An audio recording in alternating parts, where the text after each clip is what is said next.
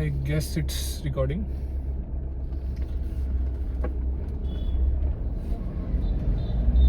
So the reason I'm here talking to this camera is I have a genuine question about how much time does it take someone to change their life. Of course, it's a bit more genuine thing to ask than someone driving a car, but it is what it is. The question is here, and the thing I want to know is here that if someone has gone through a really bad phase of his life, by bad phase I mean maybe he has had the one of the best years of his life in terms of academics or career wise, but his emotional and mental stability is at its lowest as it can be. He is practically mentally dead at this point, if I say. And how much time would it take someone from living such a kind of life where he doesn't give a fuck whether he is alive or not, whether he is doing something or not. He can spend most of his days just laying down and doing nothing, not eating, not living, not even contacting people, his loved ones, nothing. Or maybe something very petty, because human mind is a bit challenged in these kind of situations. It takes a small thing to its heart and may not help someone recover from such a situation in his life.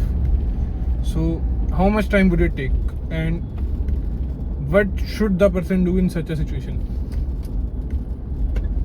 Like, what should be his next steps in order to come back from what he has done to his life, or come back from what he has done to himself?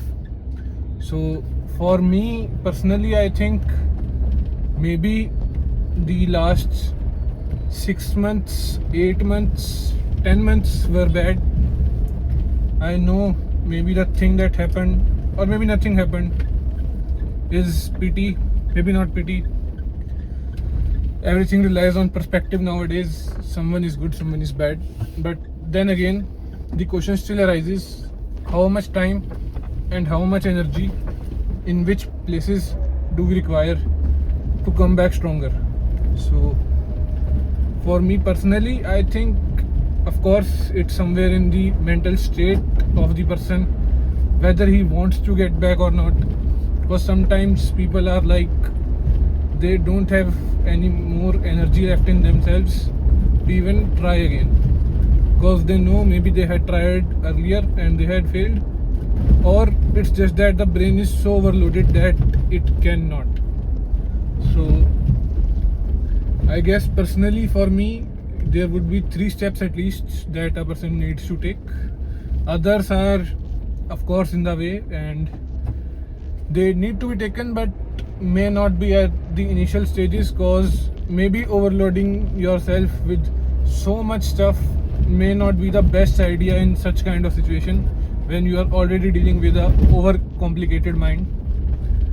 So initially I would say one should actually go to the gym, and I don't mean it in a motivational or like gym bro kind of thing.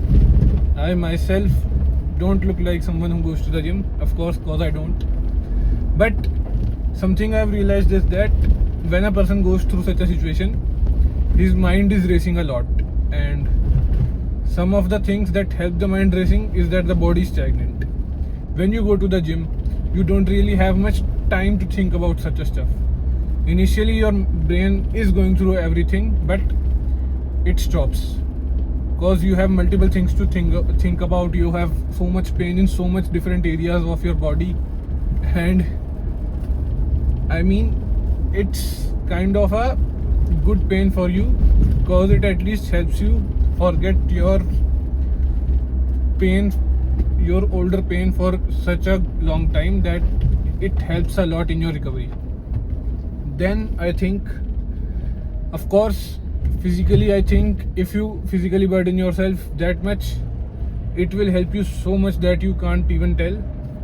But yes, I think and I can agree that this thing not helps every time, because not everyone is compensated and not everyone is so much into the concept of gym that it may help the person to increase themselves and get out of their circle or get out of their kind of sphere that they have made around themselves, that they don't want anyone to let in. So secondly, I would say is to please don't go to anyone, especially someone that you think will help, because such kind of people normally just burden you more with such bad ideas, such bad advices, because they think of you as themselves, as something that they would do. But if God had meant you to do something like that, He would give you the ability to do something, not them. So this would be the best advice, to not go to someone and think about it. But of course you are overthinking, that's why you are there.